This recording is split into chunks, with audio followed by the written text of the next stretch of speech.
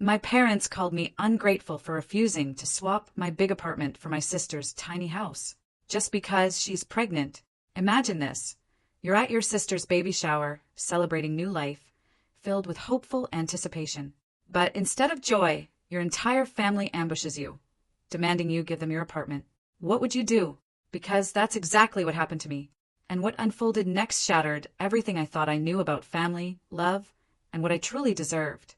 My name is Cassandra, and I need to tell you about the day my family tried to steal my home. I know how that sounds dramatic, right? But I promise you, by the end of this, you'll understand why I use that exact word. Steal. For years, I'd been their go-to. My sister called me at 2 in the morning, needing $1,500 for car repairs that would definitely be paid back with her tax refund. I sent it from my bed, half asleep, because that's just what I did. I was the responsible one, the one who always came through. Then came the text, gender reveal party, arrive early, can't wait. It was Saturday in late September. The message was sweet, excited, full of emojis. She insisted I arrive before the other guests. I should have recognized the setup. It was the same way she'd cornered me about co-signing her lease 2 years ago. But I'm an idiot sometimes, especially when it comes to family. The venue was this ridiculously expensive event space in a nice part of town. Crystal chandeliers, marble floors, the works. I remember thinking my sister and her husband must have blown their entire savings on this party. She was wearing a flowing white dress, her pregnancy barely showing at 4 months. Her husband stood next to her with this weird smirk I couldn't quite read. My parents were already there, dressed like they were attending a wedding. "You made it!" my sister shrieked, hugging me tight. Too tight. I hugged her back, genuinely happy for her.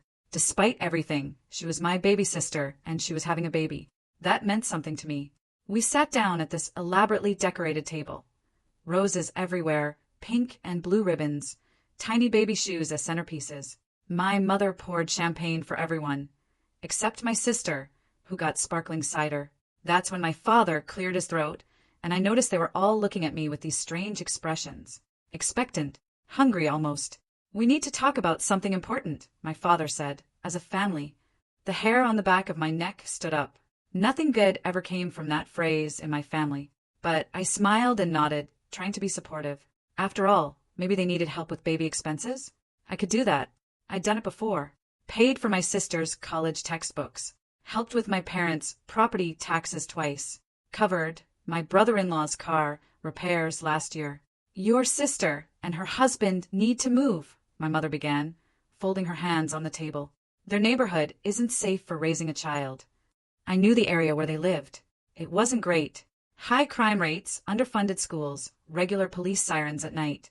I'd actually grown up in that same neighborhood before I clawed my way out through law school and 80-hour work weeks. "Okay," I said carefully. "Do you need help with a down payment somewhere safer?" My sister and her husband exchanged a look. My father leaned forward. "We have a better solution. A fair solution that helps everyone." That's when my brother-in-law dropped the bomb. "We think you should trade apartments with us." I actually laughed. I thought he was joking, but nobody else was laughing. They were all staring at me with dead serious expressions. And that's when the cold dread started spreading through my chest. "You're not serious," I said. "Completely serious," my sister said, her voice taking on this edge I recognized from childhood. The edge that meant she was about to throw a tantrum until she got what she wanted. "You have a 3-bedroom in Riverside Heights. We have a 1-bedroom in Oakmont. You're single. We're starting a family." I sat there, stunned. Riverside Heights was one of the best neighborhoods in the city. Safe streets, amazing schools, low crime, everything. I'd worked my entire adult life to afford that apartment. 12 years of brutal hours at the firm, passing up vacations and relationships and sleep. That apartment was mine. I'd earned every single square foot of it, and they wanted me to just give it to them. Move into their cramped apartment in the neighborhood I'd spent years escaping. "This is insane," I said, trying to keep my voice steady. "You can't be serious right now." My mother's face hardened. "Don't be selfish, Cassandra. Think about your niece or nephew. Think about the kind of life they deserve." And that's when I realized this wasn't a request. This was an ambush. "No," I said firmly. "Absolutely not. I'm not trading my apartment." The temperature in that beautiful room dropped about 30 degrees. My sister's face went crimson, and I watched her transform from glowing mother-to-be into something I barely recognized. Of course you won't, she spat. You've always been selfish. Always thought you were better than us. That's not fair, I protested. But my father cut me off. You live alone in a 3-bedroom apartment in the safest neighborhood in the city. Your sister is starting a family in a place where there was a shooting just last month. Last month, Cassandra. And you're telling me you can't make this one sacrifice? I felt like I was being cornered by wolves. Sacrifice? You're asking me to give up everything I worked for? That apartment is mine. I bought it. I've been paying the mortgage for 8 years. And we'll take over your mortgage, my brother-in-law said, like he was doing me some kind of favor. We'll handle all the payments. You just move into our place. It's paid off. No mortgage at all. Think of all the money you'd save. I wanted to scream. Their apartment was paid off because it was barely worth anything. The neighborhood alone made it undesirable, not to mention it was 1 bedroom with paper-thin walls and roaches. I'd visited once and spent the entire time, hearing the couple upstairs screaming at each other. This is not happening, I said, standing up. I'm sorry about your situation, but my apartment is not the solution. That's when my sister really showed her true colors. You know what your problem is, she hissed, standing up too. Her husband tried to put a calming hand on her arm, but she shook it off. You're alone. You're going to die alone. You have no husband, no kids, nobody who actually needs you. But I have a baby coming. A baby who deserves better than what you had growing up. Better than what I'm stuck in now. The words hit like physical blows. So because I'm single I don't deserve safety? I don't deserve the life I built? You don't need all that space, my mother said, her voice cold. A single woman doesn't need 3 bedrooms in the nicest part of town. It's wasteful.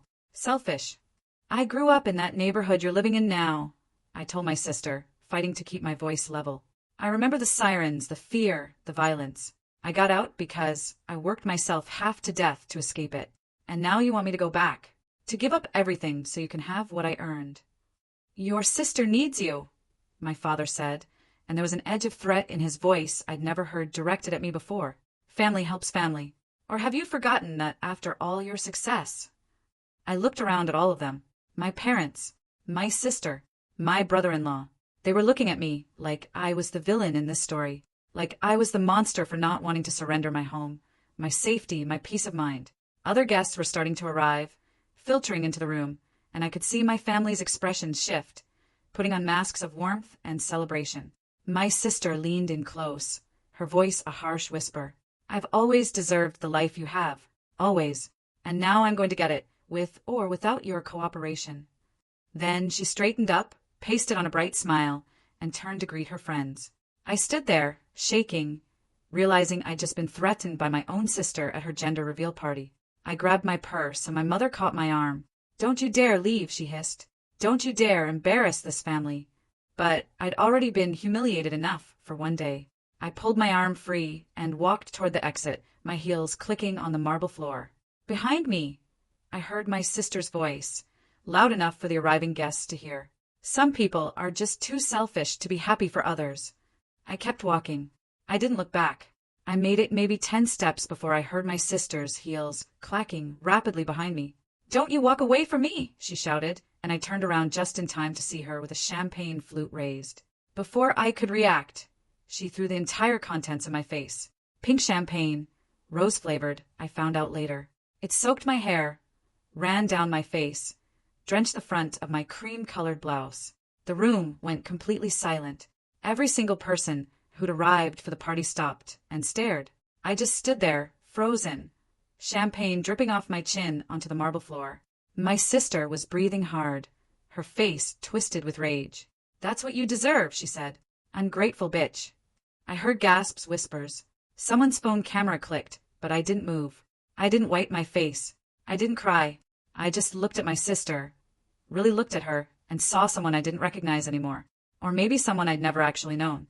Then I looked at my parents, who were standing there with their mouths open, but making no move to defend me or apologize. They were embarrassed, but not for me, for themselves, for the scene. My brother-in-law was pulling my sister back, muttering something about hormones and stress. Some of the guests were laughing nervously. A few looked horrified. One woman I didn't recognize stepped forward with a napkin, but I waved her off. Thank you for showing everyone who you really are, I said quietly to my sister. Then I turned and walked out, champagne still dripping from my hair. I sat in my car for 20 minutes, shaking. Not from anger. Well, not just anger. From something deeper. A kind of clarity I'd been avoiding for years. This wasn't new behavior from my family. This was just the first time it had been this obvious, this violent, this public. How many times had they asked me for money, for help, for sacrifices? And every single time, when I'd given them what they wanted, it had never been enough. There was always something more they needed, something more I owed them, apparently just for being related. I was still sitting there when someone knocked on my car window. I looked up to see the woman who'd offered me the napkin. She was older, maybe in her 50s, dressed impeccably. "I'm sorry to bother you," she said when I rolled down the window, "but I'm a prosecutor, and what I just witnessed was assault. Battery, technically, and I think you should know that." I stared at her. "You're serious?" "Completely. That was assault in front of dozens of witnesses. And from what I overheard before the incident, there's a pattern of financial abuse and coercion." She handed me her card. "I am not suggesting you press charges. That's your decision. But I want you to know that what happened in there isn't normal family conflict. It's abuse and it's criminal." I took her card with shaking hands. Her name was printed in simple black letters. "Why are you telling me this?" She leaned against my car, her expression hard. "Because 30 years ago, my family tried to convince me to give my sister my house. They said I didn't need it because I didn't have kids. They said I was selfish for not helping family." She smiled sadly. "I gave in, and it destroyed my life for 10 years. So, let me tell you something I wish someone had told me back then. Family that asks you for sacrifice and calls it love? That's not love. That's control." The words hit me like a physical blow. Control, not love. Control. After she left, I sat there, staring at her card. Assault, the word kept echoing in my head. My sister had assaulted me in public, on camera, probably, given all those phones. And my parents had just stood there, had essentially endorsed it through their silence. I started my car and drove home to my beautiful, safe, 3-bedroom apartment in Riverside Heights. I took a long shower, washing the champagne out of my hair, and then I made a decision that would change everything. I called the prosecutor and told her I wanted to know my options, all of them. By the time I went to bed that night, I'd already started documenting everything. Every text message from my family, every guilt trip, every request for money I'd fulfilled over the years, every time they'd made me feel small or selfish or inadequate. I was building a case, though I didn't fully understand what kind yet. What I did understand was this. I was done being their bank, their safety net, their punching bag. My sister had thrown champagne in my face and called me a bitch in front of dozens of people, and my parents had sided with her. That told me everything I needed to know about where I stood in this family. Spoiler alert, I stood alone. And for the first time in my life, that felt like exactly where I needed to be. I met with the prosecutor. I'll just call her the prosecutor, because that's what she was to me. On Tuesday morning at a coffee shop near the courthouse, she brought a legal pad and listened while I explained everything. Not just the party, but years of patterns I was finally seeing, clearly. "They've been doing this your whole life," she said after I finished. It wasn't a question. The requests for money, the guilt trips, the implication that your success somehow belongs to them, too. "I thought I was helping family," I said, stirring my coffee for something to do with my hands. "Isn't that what you're supposed to do?" Helping is voluntary. What they're doing is coercion. Financial abuse disguised as family obligation. She flipped through her notes. "The apartment demand is just the biggest ask in a long pattern. They've been testing your boundaries for years, and you've been saying yes because they trained you to believe saying no makes you selfish." That hit hard because it was true. Growing up, I'd been the responsible one. The one who got good grades, worked part-time jobs, sent money home during college, even when I could barely afford ramen. My sister had been the baby, the one who got away with everything. My parents made it clear my job was to be successful enough to lift everyone else up. Not for myself. For them. "What are my options?" I asked. She laid them out clinically. I could press charges for assault. I could pursue a restraining order if they continued harassing me. I could document everything and prepare for the likelihood they'd escalate. "People who feel entitled to your resources don't stop when you say no," she warned. "They get angry. They retaliate." I went home and spent the next week doing exactly what she suggested, documenting everything. I made spreadsheets of every dollar I'd given them over the years. It was staggering, almost $60,000 in loans that were never repaid. Emergencies that always seemed to happen right after I got a bonus or a raise. I screenshotted every text message, every email, every voicemail. I created a timeline. Meanwhile, the messages from my family started rolling in. My mother first. You embarrassed us at your sister's party. You need to apologize. Not an apology for the champagne or the ambush. A demand that I apologize for leaving. Then my father. Family takes care of family. Your sister needs help, and you're being stubborn. This isn't like you. As if the real me was someone who just handed over everything I'd earned without question. My sister sent a voice message I'll never forget. She was crying, saying the stress I was causing wasn't good for the baby, that I was putting her pregnancy at risk by being selfish, that God would judge me for choosing an apartment over my own flesh and blood. She didn't mention throwing champagne in my face. That apparently wasn't worth discussing.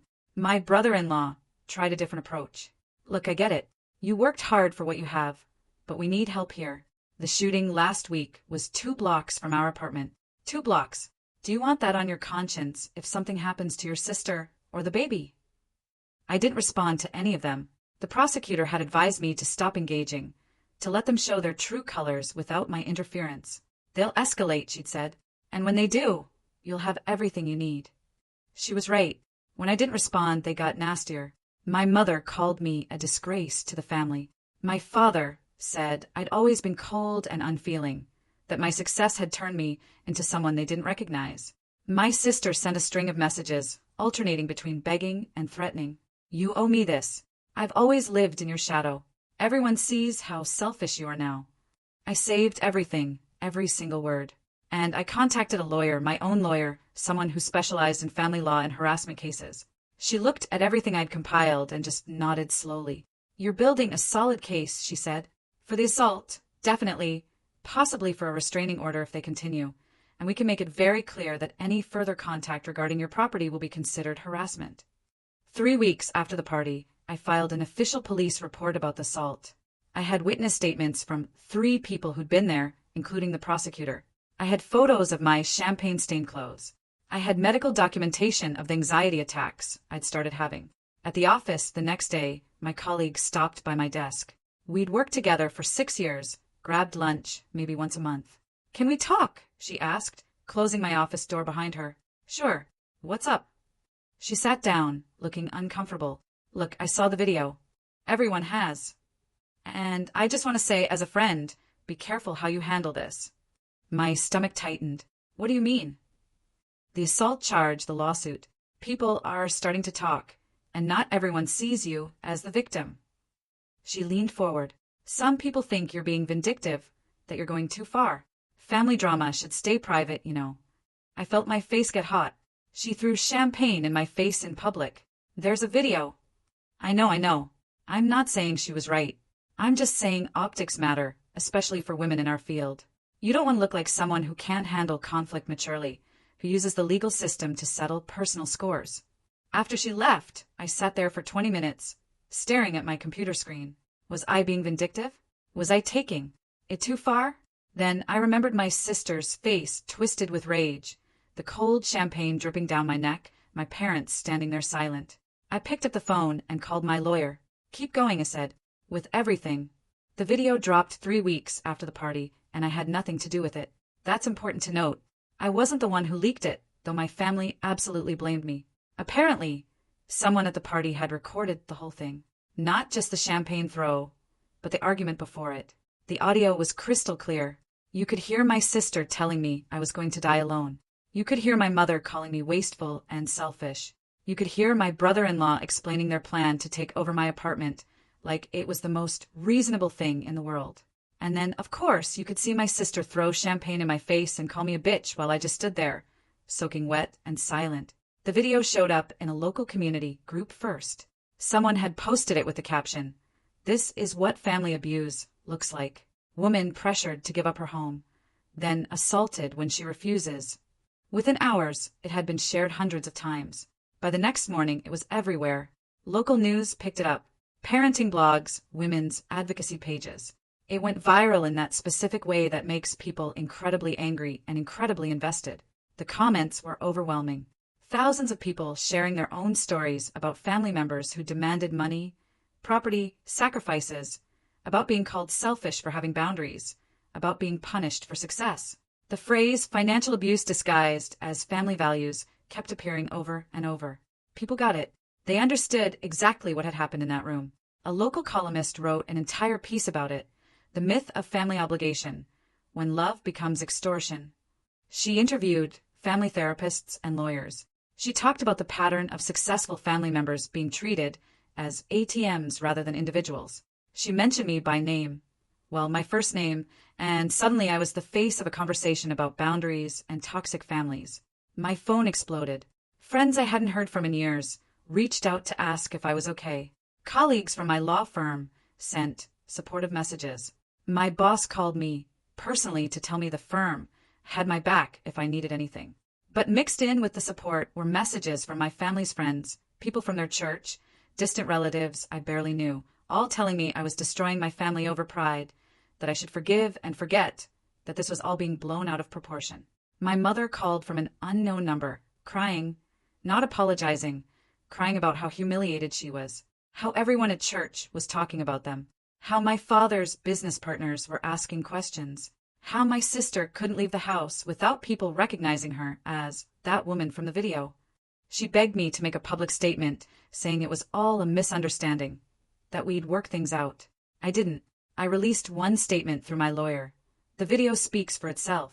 I'm pursuing appropriate legal channels, and I won't be commenting further. That was it. No defending myself, no attacking them, just facts. The thing about the truth going viral is that you can't control the narrative anymore. My family had spent years painting me as the selfish, cold career woman who didn't care about family. They had told that story so many times they believed it themselves. But now the world could see what actually happened when I said no to an unreasonable demand. They could see the entitlement, the manipulation, the violence, and they could judge for themselves who was really in the wrong. Someone found my sister's social media. She had a small following as a mommy-to-be influencer, maybe 3,000 followers. She posted cutesy pregnancy updates and home decorating tips. After the video went viral, her comment sections became war zones. People calling her out, calling her entitled, calling her abusive. She tried defending herself, posting long explanations about how the video didn't show the full context, how I'd been cruel to her for years, how she was just a pregnant woman trying to provide for her baby. It backfired spectacularly. Every defense made her look worse. People started digging into her old posts, finding ones where she'd complained about living in a terrible neighborhood and how she deserved better. Posts where she'd hinted that her older sister had money but wouldn't help her. Posts that, in hindsight, showed exactly the entitlement everyone was accusing her of. I watched it all unfold from my safe, quiet, 3-bedroom apartment in Riverside Heights. I didn't engage. I didn't comment. I didn't add fuel to the fire. I just let the truth do what truth does when it's finally exposed to light. It burned away all the pretty lies my family had wrapped themselves in, and what was left wasn't attractive at all. The consequences hit my family like a tsunami, and I'd be lying if I said I didn't watch with a sense of grim satisfaction. Not because I wanted them to suffer, okay, maybe a little, but because for once in my life there were actual consequences for treating me like garbage. My brother-in-law lost his biggest client first. He worked as an independent consultant for small businesses, and his main client, a guy who accounted for about 40% of his income, sent a terse email terminating their contract. Word got around that the client had seen the video, recognized him, and decided he didn't want to be associated with someone who'd participate in that kind of family ambush. Other clients followed. Turns out people don't love hiring consultants who are publicly known for trying to manipulate family members out of their property. My sister's influencer career imploded even faster. Every single one of her sponsors dropped her within a week. Baby product companies, maternity wear brands, home decor partnerships, all gone. Her follower count tanked from 3,000 to about 400, and most of those were probably hate watchers. She tried rebranding, making her account private, even starting over with a new handle. Nothing worked. The internet has a long memory, and Champagne Assault Sister wasn't exactly marketable. But the thing that really hurt them was what happened to my parents. They'd been active in their homeowners association for years. My father was treasurer. My mother ran the social committee. They loved the status, the respect, the sense of importance. After the video went viral, a petition started circulating to remove them from their positions. The reasoning was simple. People who would condone assault and financial manipulation couldn't be trusted with community funds, or representing homeowners' interests. They tried to fight it, obviously. Showed up at the next association meeting ready to defend themselves. But person after person stood up and talked about how uncomfortable they now felt having them in leadership. Someone pointed out that if they'd pressure their own daughter like that, what would they do to neighbors in disputes? The vote wasn't even close. They were removed from both positions, and I heard through the grapevine that people were actively avoiding them in the neighborhood now. The financial impact on my sister and her husband was devastating. They'd been barely making ends meet before, and now, with his client list decimated and her sponsor money gone, they were drowning. They'd planned this elaborate baby moon vacation to some beach resort, had been posting about it for months, building hype with her followers. They had to cancel it, couldn't afford it, and of course, because my sister couldn't help herself, she posted about that too. A long, self-pitying story about how false narratives and edited videos had destroyed their ability to give their baby a proper welcome. People tore her apart in the comments. Again, she really never learned. My father's business took a hit, too. He owned a small contracting company, and several of his regular clients quietly stopped calling. In a business built on trust and reputation, being known as the guy who tried to bully his daughter into giving up her apartment wasn't great for the brand. He tried explaining to people that they didn't understand the full situation, that I'd been difficult, that they were just trying to help their pregnant daughter. Nobody cared. The video showed what it showed. I got updates about all of this through various channels. A former colleague who knew my sister socially. My cousin who still talked to my parents. My own lawyer who kept tabs on their social media presence for documentation purposes. I didn't seek the information out, but I didn't avoid it either. I wanted to know what was happening. I wanted to understand the full scope of what they were experiencing. Was I supposed to feel guilty? Maybe. That's what they certainly thought. My mother left me a voicemail saying I destroyed their lives, that I'd made them social pariahs, that my father was losing business because of my vindictiveness. My sister sent emails blaming me for her financial situation, claiming I could fix everything with one public statement taking responsibility. But here's the thing, they still didn't understand. I didn't destroy anything. They did that themselves. I didn't make the video. I didn't share it. I didn't encourage the backlash. I just refused to be their victim anymore. And the world watched them respond to that refusal with more abuse and manipulation. Every consequence they faced was the direct result of their own actions, captured on camera and shared by strangers who saw through their manipulation. I slept just fine at night in my 3-bedroom apartment in Riverside Heights. Better than I had in years, actually. The calls started coming 6 weeks after everything went public. Different numbers, different times, different family members as intermediaries. I blocked every single one and saved the evidence. My lawyer wanted records of all contact attempts as we moved forward with the assault case. My sister's messages became desperate. Voice notes at 2 o'clock in the morning about pregnancy hormones making her act crazy. How I was killing her with silence. How the stress was affecting the baby. She was weaponizing her pregnancy, trying to make me responsible for her health. The manipulation was shameless. My parents recruited extended family. My aunt called me cruel. My uncle sent emails about forgiveness. A cousin I hadn't spoken to in 5 years wanted coffee to talk about what happened. I declined everything, keeping responses brief when I responded at all. The prosecutor checked in regularly, warning me that families who can't accept consequences often escalate. She told me to be careful, vary my routine, keep my doors locked. It seemed paranoid until my sister showed up at my building. My doorman called. She'd been in the lobby crying, claiming an emergency.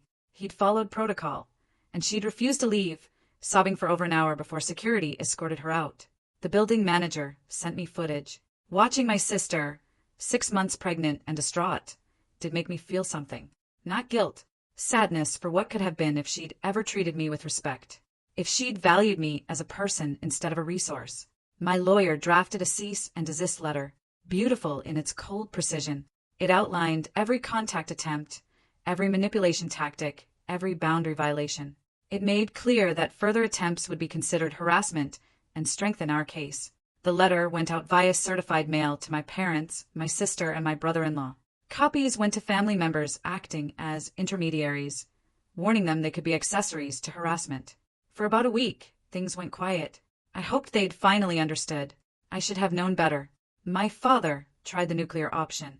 He wrote me a letter, actual pen and paper mailed to my office, saying I was no longer part of the family, that they were cutting me off completely, that I was dead to them, that when the baby was born, they'd tell the child I didn't exist. The letter was full of pain and anger, painting me as the destroyer of family harmony, the selfish daughter who'd abandoned them in their time of need. I read it twice, then filed it with everything else. The irony was beautiful. They were threatening to cut me off as if I hadn't already done exactly that.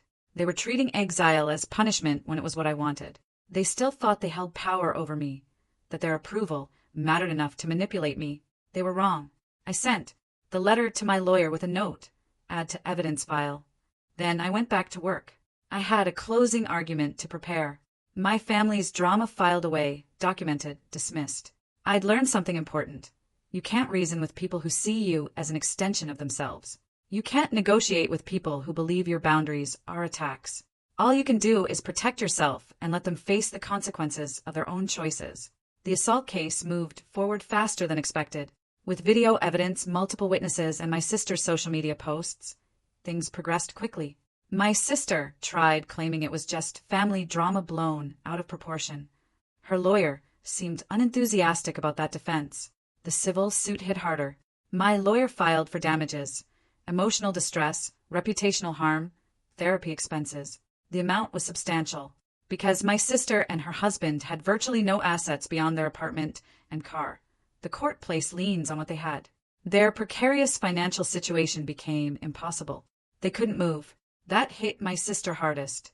The whole point had been escaping their neighborhood, and now they were trapped. The lien meant they couldn't sell without settling the judgment first. They were stuck in the exact situation they desperately wanted to escape, except worse, because everyone knew about the video. The stress destroyed their marriage. My brother-in-law blamed my sister. If she'd been more subtle, if she hadn't thrown the champagne, if she hadn't posted so much online.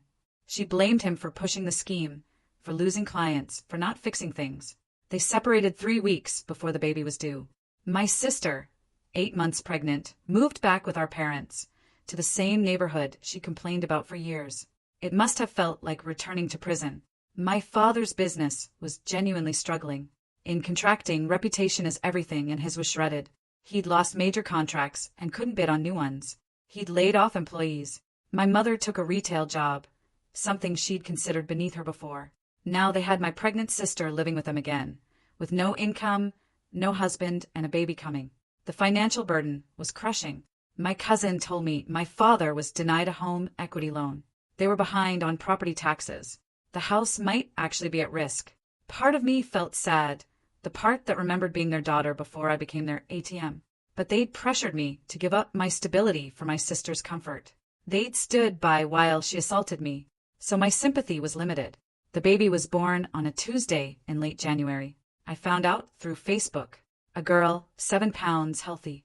There was no announcement sent to me, no invitation to meet my niece. I was dead to them, remember? I looked at the photos. My sister looked exhausted, overwhelmed, alone. My mother held the baby, looking older than I remembered. My father wasn't in the pictures. I felt only distant observation, like watching strangers' lives unfold. This could have been different.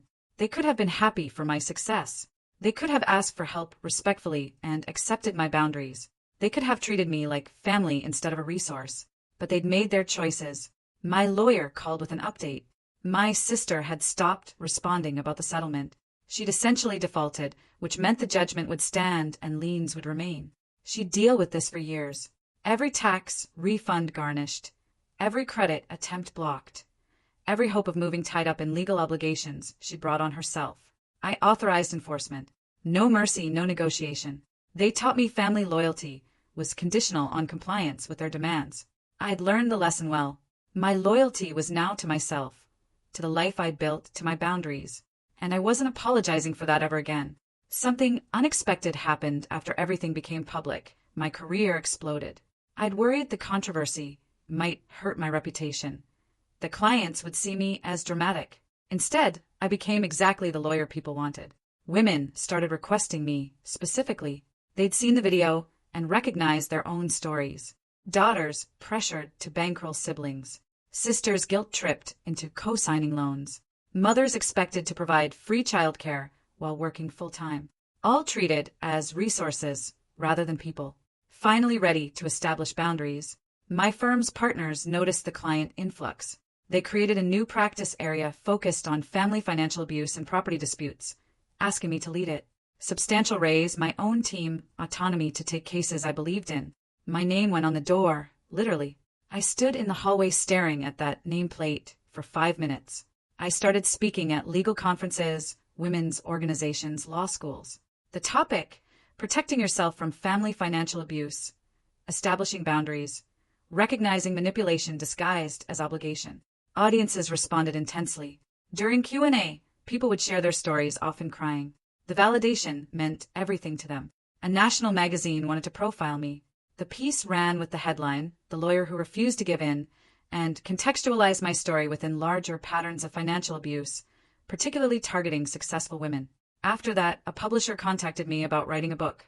The book would tell my story, but also create a practical guide: how to recognize financial abuse, how to establish boundaries, how to protect assets, how to handle guilt and pressure, and when legal intervention is necessary. I signed the contract. My apartment became symbolic. Journalists mentioned it. The apartment she refused to surrender. In speeches, I referenced it as concrete proof that boundaries matter. It wasn't just real estate anymore. It was proof you could stand up to family pressure and survive. New friendships formed around my advocacy work. Other lawyers in similar areas, women who'd escaped toxic families, therapists specializing in family trauma, they understood what I'd been through. They didn't think I was dramatic or suggest I just forgive and move on. They got it. One woman from my speaking circuit became a genuine friend. She'd gone through something similar with parents, demanding her inheritance. We'd grab coffee and compare horror stories, laugh about the absurdity, support each other through complicated feelings. She introduced me to a whole community who'd chosen between family acceptance and personal autonomy. The work felt meaningful. This was helping people escape situations that could destroy their lives, giving people permission to protect themselves, naming abuse that had masqueraded as love for generations. My firm got media attention, too. Legal journals, business magazines, news segments about emerging practice areas. We were bringing in high-profile clients, winning significant cases, establishing precedents. The practice area I'd started accidentally had become one of our most successful divisions. The colleague who'd warned me about optics, she stopped by my office 6 months into my success. "I was wrong," she said simply. "I thought you were making a mistake, but you knew exactly what you were doing. I'm sorry I doubted you." I appreciated that more than she knew. Not everyone can admit when they're wrong. Some people thought I was capitalizing on family trauma or encouraging people to abandon families over money. I got occasional hate mail, but for every nasty message, I got 10 thanking me for giving them courage to say no, for helping them see they deserved better, for showing them that boundaries don't make you bad, they make you someone with self-respect. 6 months after my niece was born, my cousin called, the one I'd always liked, who'd never asked me for anything. "Hey," she said, voice soft. "I know you probably don't want to hear from anyone in the family right now. What do you want?" I asked, guard up immediately. "Nothing, I swear. I saw your niece last week. She's beautiful, Cass. And I know there's all this stuff between you and your sister. But don't you want to at least see her just once? I don't know. You could come to my place. Neutral ground. Your sister wouldn't even have to know. I could bring the baby over. You could hold her for like 10 minutes. And that's it. No strings. Just don't you want to meet her?" I almost said yes. The word was right there on my tongue, because what if I was being too rigid? What if I was punishing an innocent baby for her mother's sins? What if years from now I'd regret not having any connection to my niece?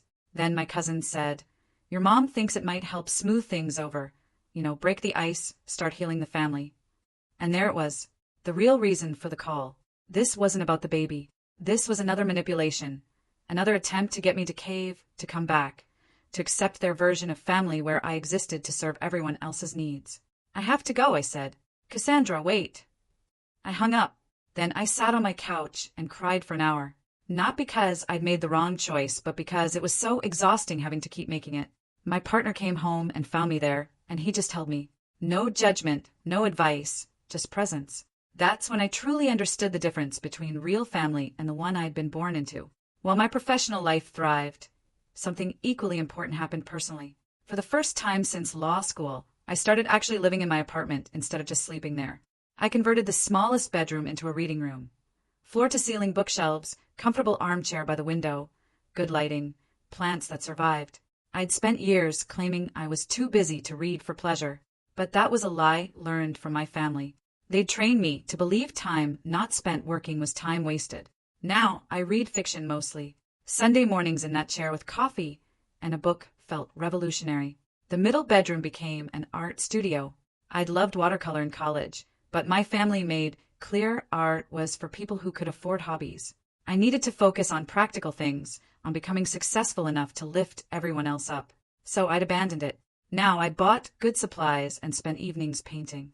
I was terrible at first, but I didn't care. The point was joy. I started hosting gatherings. Dinner parties, book club meetings, art nights where we'd paint badly and laugh.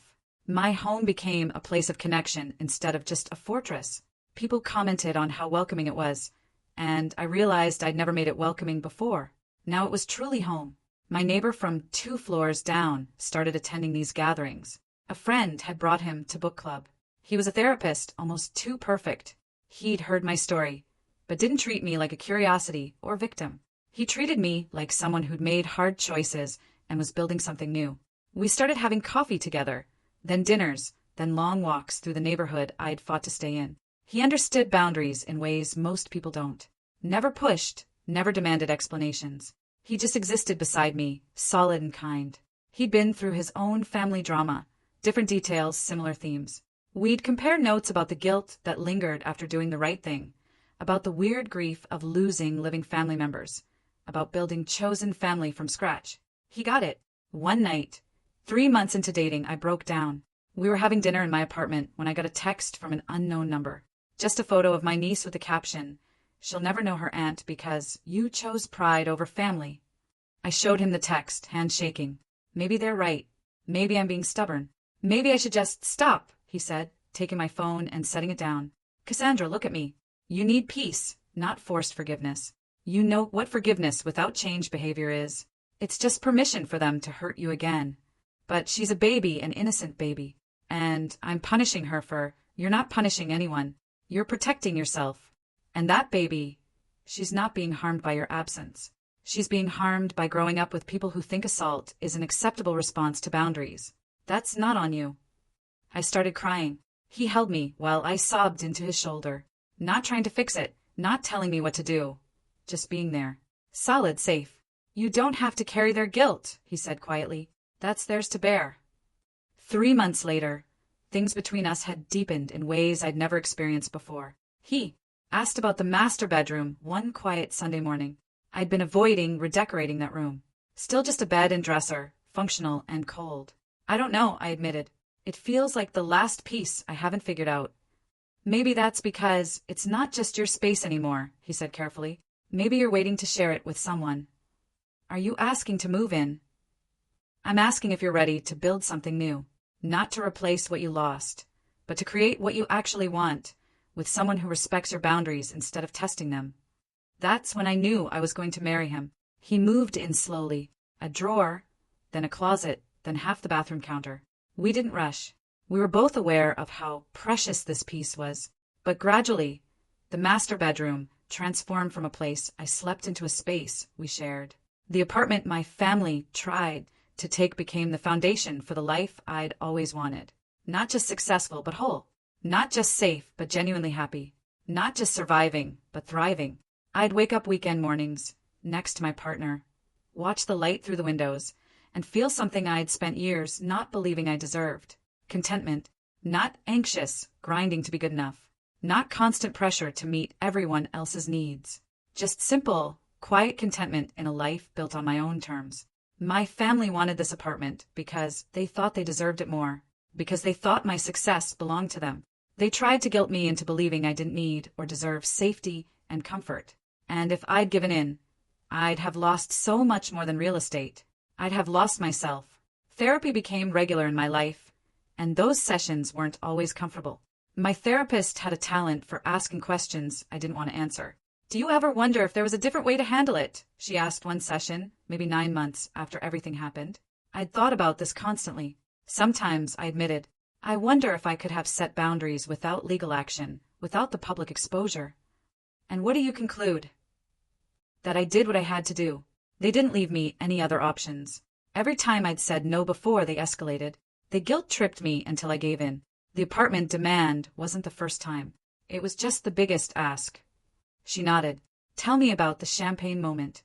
I closed my eyes, remembering the cold splash, the humiliation, the clarity.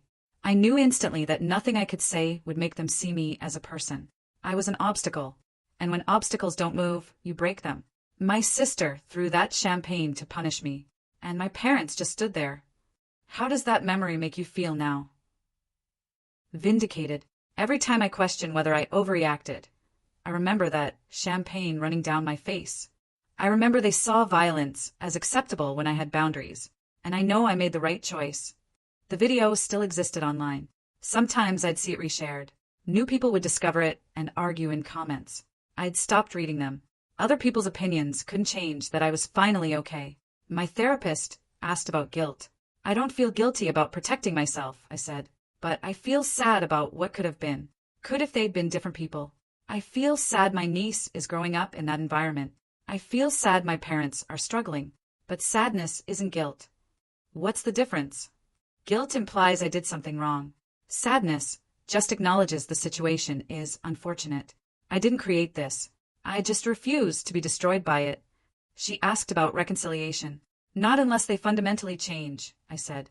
Not unless they acknowledge what they did, take responsibility, and demonstrate through sustained action they understand boundaries. Do you think they're capable of that? No.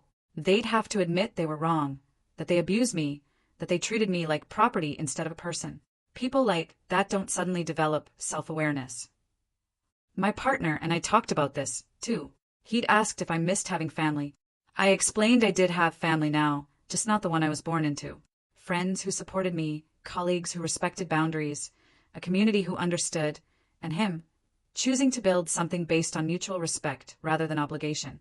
The family I was born into taught me love is conditional. I told him that acceptance has a price tag, that my value was what I could provide them. The family I'm building operates differently, and that's worth more than any blood relation. The book I was writing forced multiple perspectives. My editor pushed me to acknowledge complexity. I could intellectually understand where my family came from. Their struggles shaped their behavior, but understanding didn't mean accepting abuse. Context didn't mean I owed them my safety, my peace, my home. The champagne video sat in my cloud storage, backed up and preserved. Not because I enjoyed it, I hadn't viewed it in months, but because it was evidence. Proof I wasn't crazy, wasn't overreacting, wasn't the villain. Whenever doubt crept in, I could remember exactly why I'd made these choices. I'd chosen myself finally, completely, unapologetically. And choosing yourself isn't selfish. It's survival. It's been 2 years since that gender reveal party. I'm writing this from my reading room. Afternoon light streaming through the windows. I almost gave up. Sometimes I can't believe how close I came to surrendering everything just to keep peace with people who never wanted peace. They wanted compliance. My family moved 18 months ago to a different city, 3 hours away. My cousin said they couldn't handle the social fallout. Everywhere they went, people knew them as that family from the video. My father couldn't rebuild his reputation. My mother couldn't shop without whispers. They needed a fresh start. My sister still lives in the neighborhood. She was desperate to escape. High crime, terrible schools. She's raising her daughter alone. My brother-in-law remarried and moved across the country. He sends child support barely. Legal judgments mean she can't move, can't get loans, can't build credit. She's stuck exactly where she started, except now alone with a toddler. I don't hate them. I just don't think about them much anymore. This morning, my partner made coffee, while I painted terrible watercolors of the view from our balcony. All wrong proportions and muddy colors. He looked over my shoulder and said, "It's perfect." And I laughed because it absolutely wasn't. But that was the point. I was making something terrible just for the joy of making it. Last week, we hosted a dinner party. 8 people crowded around my dining table, laughing and talking over each other. My friend from the speaking circuit brought homemade bread. My partner's sister, who feels more like family than my actual sister ever did, told stories that had everyone in tears from laughing. At one point, I looked around the table and thought, this is what family should feel like. My niece? I've never met her. Probably never will. I used to wonder what she'd be told about me. Now I wonder if she'll one day break the cycle herself. If she'll learn to choose peace over obligation. I hope so, but I can't control that. My book came out 6 months ago. Boundaries over blood. Reclaiming your life from family financial abuse. 3 printings. Optioned for a documentary series. Last month, I got a letter from a reader. She said my book helped her leave a family that had been financially abusing her for 20 years. She said she finally felt free. I cried reading that letter. The apartment has increased considerably in value. My realtor calls every few months asking if I'm ready to sell. Do you know what you could get for this place? She always asks. And I always say the same thing. I'm not selling because this apartment isn't an investment. It's the reading room where I discovered I could rest. It's the studio where I learned to create without purpose. It's the kitchen where my partner and I cook together, dancing badly to music while dinner burns slightly. It's the balcony where we drink coffee on Sunday mornings, planning nothing, doing nothing, just existing together in comfortable silence. It's the bedroom where I sleep peacefully without nightmares about family members showing up to take what's mine. It's the home where I learned that I was enough, exactly as I was, without needing to earn my existence through sacrifice. My partner proposed 3 months ago, right in the reading room. He got down on one knee between the bookshelves and said, I want to build a life with you, not because I need anything from you, just because I love who you are when you're free to be yourself. We're planning a small wedding next spring in our building's courtyard. Yesterday we tasted cakes. We argued playfully about whether to serve champagne at the reception. I said, absolutely not, and he laughed until he cried. And then we ordered the lemon cake that was too expensive, but perfect. The guest list is full of people who chose to be in our lives, people who respect boundaries, people who celebrate our happiness without conditions or expectations. My family won't be invited. I've made peace with that. Sometimes I still get messages from strangers who found the video. Some are supportive, some call me heartless.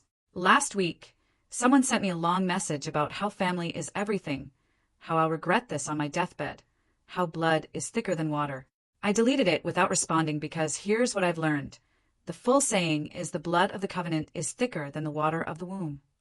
The bonds we choose are stronger than the ones we're born into. And I chose this life, this home, this love, this peace. The prosecutor who started all this retired last year. At her retirement party, she pulled me aside. You did it, she said.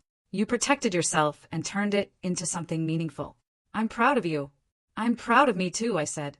And I meant it. So here I am. My partner is making dinner. Something with too much garlic, exactly how I like it. My art supplies wait in the studio. My bookshelf is full of stories. My career flourishes. My home is filled with laughter and music and people who value me. My family wanted to take this. They believed they deserved it more. They were wrong. The real victory wasn't proving them wrong. It wasn't watching consequences unfold. It was discovering I could build a beautiful, joyful, peaceful life without their approval, without their presence, without their constant demands. I'm getting married in the spring. I'm writing another book. I'm painting terrible watercolors. I'm drinking coffee on Sunday mornings with someone who loves me without conditions. I'm hosting dinner parties and laughing with friends, and sleeping peacefully in a home that's finally completely mine. I don't know if that's a happy ending, but it's my ending and I chose it. And that's more than enough. It's everything. This whole journey has been a whirlwind of emotion, from anger and betrayal to finding incredible peace. Have you ever had to draw a hard line with people you loved or thought you loved? How did you navigate the guilt and the backlash? I'd really love to hear your experiences and thoughts in the comments below.